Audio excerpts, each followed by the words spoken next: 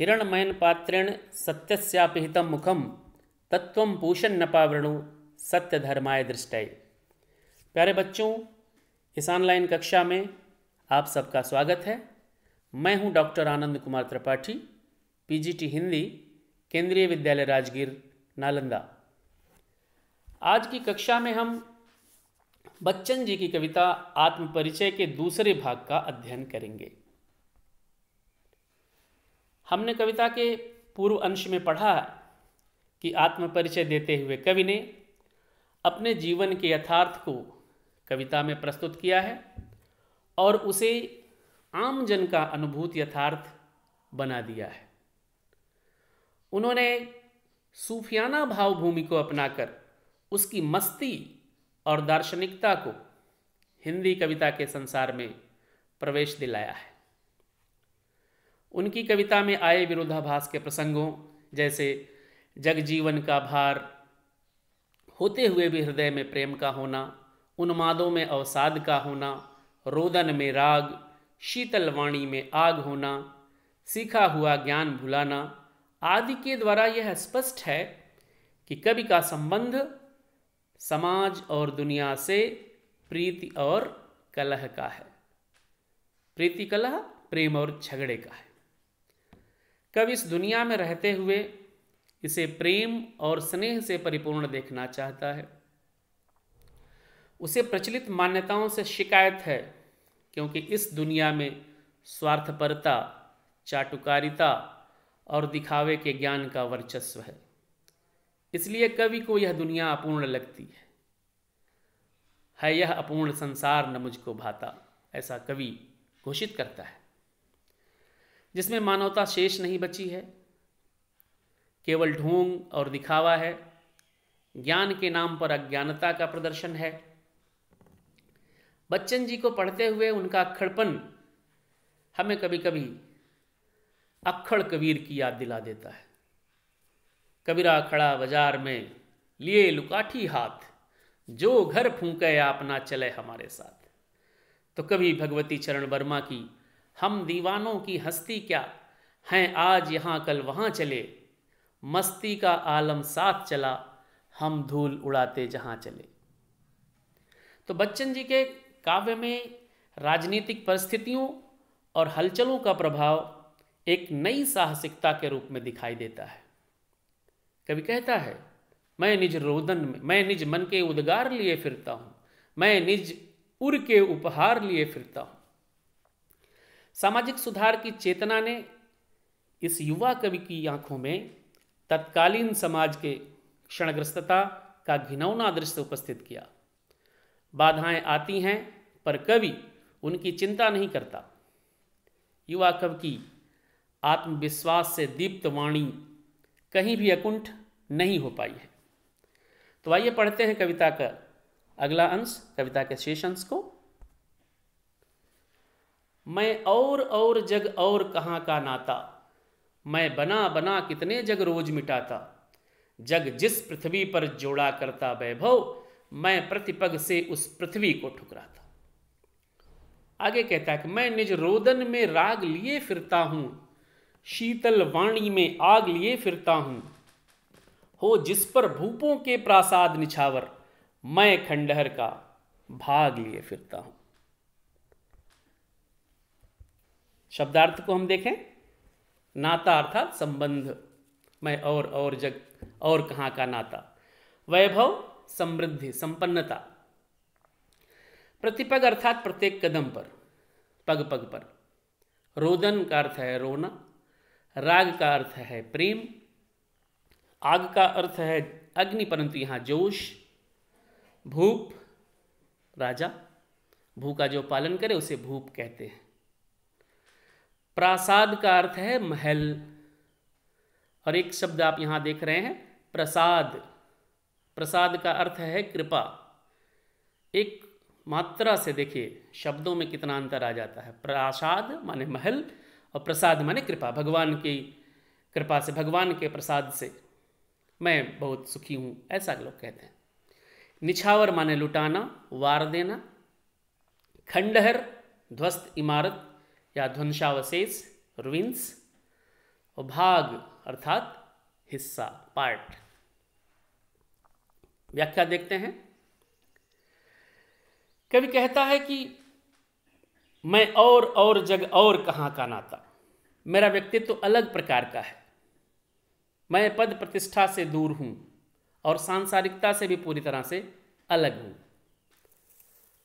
संसार का अस्तित्व अलग है। संसार के लोग दुनियादारी निभाने को महत्व देते हैं, जबकि मैं भावना को महत्व देता हूं। अतः मेरा इस संसार से कोई मेल है ही नहीं। कवि कहता है कि मैं और, आई एम समथिंग एल्स, जग और, संसार कुछ दूसरा है, तो इससे संसार से उसका मेल नहीं खाता। कहता है कि मैं प्रतिदिन कल्पना रूपी संसार की रचना करता हूं और पूरी तरह संतुष्ट नहीं होने पर फिर उसे मिटा देता हूं। मुझे सुख, वैभव और धन संपत्ति की कोई चाह नहीं है। यह संसार जिस पृथ्वी पर धन वैभव को इकट्ठा करने में लगा हुआ है, संसार के लोग धन दौलत इकट्ठा करने में लगे हुए हैं, लगे रहते हैं, मैं उसी पृथ्वी को अपने पैरों से ठुकराया करता हूं। वो घोषणा करता है कि जग जिस पृथ्वी पर जोड़ा करता वैभव, मैं प्रतिपग से उस पृथ्वी को ठुकराता। अर्थात धन दौलत के पीछे भागने वाली दुनिया कवि को स्वीकार नहीं है। प्यारे बच्चों, मैं और जग और कहाँ का नाता, इस पंक्ति में और शब्द कई बार आया है। यह कविता का मुख्य आकर्षण है और कविता में चमत्कार भी उत्पन्न कर रहा है। यहाँ और शब्द अलगाव के अर्थ में भी प्रयुक्त है और लगाव के अर्थ में, लगाव अर्थात संबंध के अर्थ में भी है। आप देख रहे हैं कि और शब्द ये 3 बार आया है और 3 अलग अलग अर्थों में प्रयुक्त होगा है। इसलिए यहाँ पर यमक अलंकार, यमक अलंकार कहाँ होता है? शब्द वही पुनि पुनि रहे, अर्थ भिन्न ही भिन्न। जब एक ही शब्द एक से अधिक बार आता है और उसका अर्थ अलग अलग होता है तो वहाँ पर यमक अलंकार। हम देखें, पहले और का अर्थ है, जहाँ कवि कहता है कि मैं और, पहले और का अर्थ है अन्य या भिन्न, भिन्न। यह विशेष रूप से भावना प्रधान कवि के लिए प्रयुक्त हुआ है। कवि अपने लिए कहता है कि मैं और, मैं अन्य हूं, मैं भिन्न हूं, मैं अलग हूं। और जो दूसरा और आया है, दूसरे और शब्द का अर्थ है तथा, एंड। यह समुच्चय बोधक अव्यय है, दोनों को जोड़ता है, कवि और संसार। जग और, तीसरे और का अर्थ है अलग, भिन्न या अन्य। यह सांसारिकता में डूबे हुए आम आदमी के लिए प्रयुक्त हुआ है। तो यहां और शब्द के प्रयोग को आप देखें तो यहां मनमोहक यमक अलंकार की छटा द्रष्टव्य है। कवि आगे कहता है कि मैं निज रोदन में राग लिए फिरता हूं, शीतल वाणी में आग लिए फिरता हूं। मैं अपने रुदन में भी प्रेम की सच्ची भावना लिए हुए हूं। वह शीतल वाणी में आग लिए फिरने की बात भी करता है। कवि का स्वर प्रेम की अनुभूति के कारण तो कोमल है, उसके हृदय में प्रेम की अनुभूति है, इसलिए वह कोमल शब्दावली का प्रयोग करता है, उसका स्वर कोमल है। किंतु साथ ही उसके हृदय में विरह की अग्नि भी जल रही है। इसके कारण उसके हृदय में आग की दाहकता भी है। तो यहां हम देख सकते हैं कि कवि के हृदय में शीतलता और आग की दाहकता का अद्भुत संयोग है। वह वैभव को तुच्छ समझकर उसे ठुकराने की ठसक भरी अदा में कहता है कि मैं खंडहर लिए फिरता हूं, हो जिन पर भूपों के प्रासाद निछावर, मैं वह खंडहर का भाग लिए फिरता हूं। मैं खंडहर लिए फिरता हूं, लेकिन यह खंडहर सामान्य नहीं है, यह ऐसा खंडहर है जिस पर राजाओं के राजप्रासाद, राजमहल, करोड़ों करोड़ों राजमहल न्यौछावर है। कहने का तात्पर्य यह है कि कवि यहां भौतिकता को महत्वहीन बता रहा है और भावनात्मक सामर्थ्य को उल्लेखनीय मानकर उसे रेखांकित कर रहा है। प्यारे बच्चों, इस काव्यांश के काव्य सौंदर्य पर हम चर्चा करें। हिंदी की खड़ी बोली के साहित्यिक रूप का प्रयोग हुआ है। सहज भाषा में गंभीर भावों को बड़ी कुशलता के साथ कवि ने अभिव्यक्त किया है। भाषा में क्षेत्रीयता का भी प्रभाव दृष्टिगोचर होता है। जोड़ना, निछावर, ठुकराना, फिरना आदि क्षेत्रीय शब्दों के प्रयोग के कारण यहाँ क्षेत्रीयता का भी प्रभाव है। और शब्द 3 बार भिन्न भिन्न अर्थों में प्रयुक्त हुआ है, इसलिए यहाँ यमक अलंकार है। रोदन में राग, शीतल वाणी में आग विरुद्धों की स्थिति है, इसलिए विरोधाभास अलंकार है। बना शब्द 2 बार प्रयुक्त हो रहा है, तो पुनरुक्ति प्रकाश अलंकार भी है। तो इसके संक्षेप में काव्य सौंदर्य की चर्चा हमने की। अब आइए अगले काव्यांश को देखते हैं।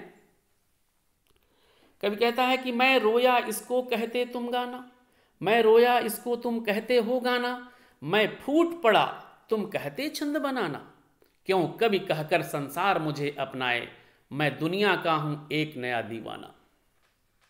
और जब दीवाना शब्द आया तो उसके आगे भी कहता है कि मैं दीवानों का वेश लिए फिरता हूं, मैं मादकता निःशेष लिए फिरता हूं, जिसको सुनकर जग झूम झुके लहराए, मैं मस्ती का संदेश लिए फिरता हूं।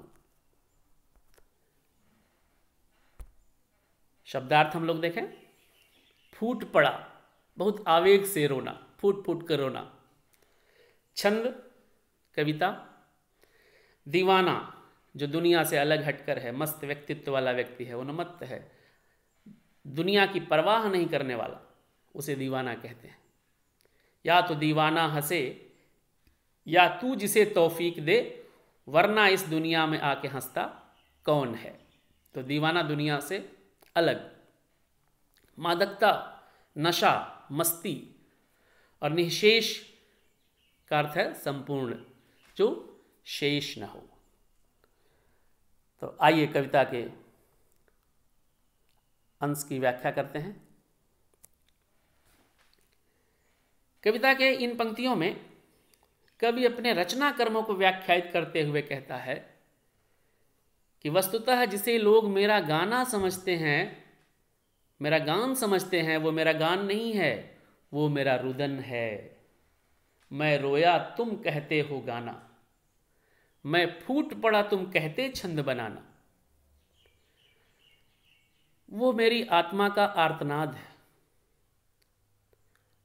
आत्मा का आर्तनाद ही वास्तव में कविता के छंद के रूप में फूट पड़ा है। प्यारे बच्चों, आदि कवि वाल्मीकि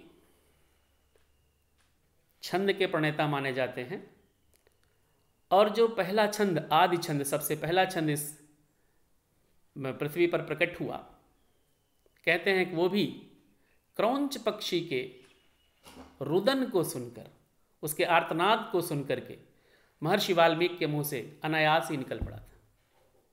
क्रौंच पक्षी के करुण क्रंदन को सुनकर महर्षि वाल्मीकि के मुंह से निकल पड़ा था कि मां निषाद प्रतिष्ठाम त्वम गमः शाश्वती समाह, यत क्रौंच मिथुनादेकम वधीह काम मोहितम।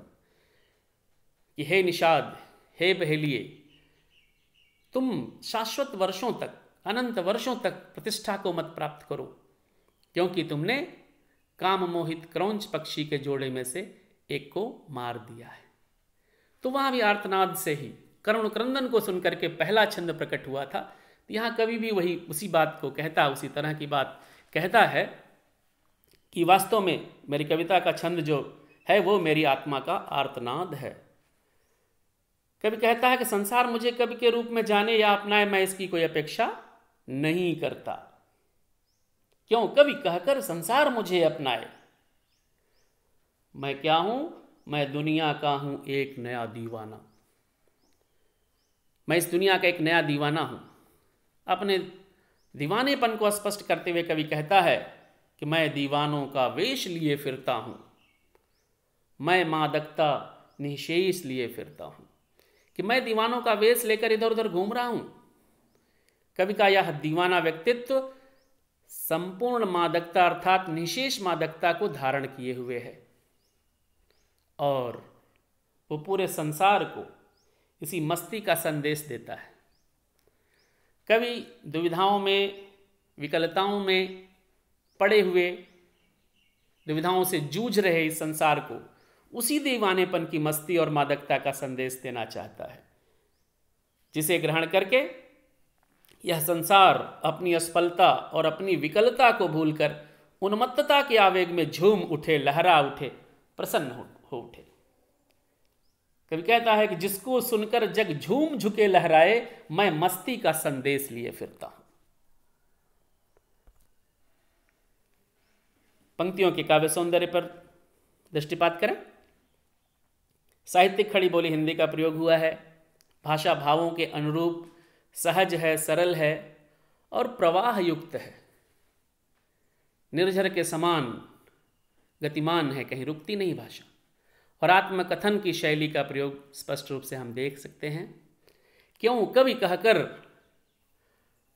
पद में अनुप्रास अलंकार की छटा विद्यमान है। लिए फिरता हूं की आवृत्ति से काव्य में नया आकर्षण आ जाता है। कवि कहता है दीवानों का वेश लिए फिरता हूं, मादकता निशेष लिए फिरता हूं और मस्ती का संदेश लिए फिरता हूं। तो सुनने से एक आकर्षण उत्पन्न होता है और झूम झुके पद में झ वर्ण की आवृत्ति के कारण अनुप्रास अलंकार द्रष्टव्य है। तो प्यारे बच्चों, आत्मपरिचय कविता यहाँ समाप्त होती है। आशा है कि आपने इस अंश को अच्छे ढंग से समझ लिया होगा। आज की कक्षा को यहीं विराम देते हैं। अगली कक्षा में हम पाठ के प्रश्नों पर चर्चा करेंगे। बहुत बहुत धन्यवाद।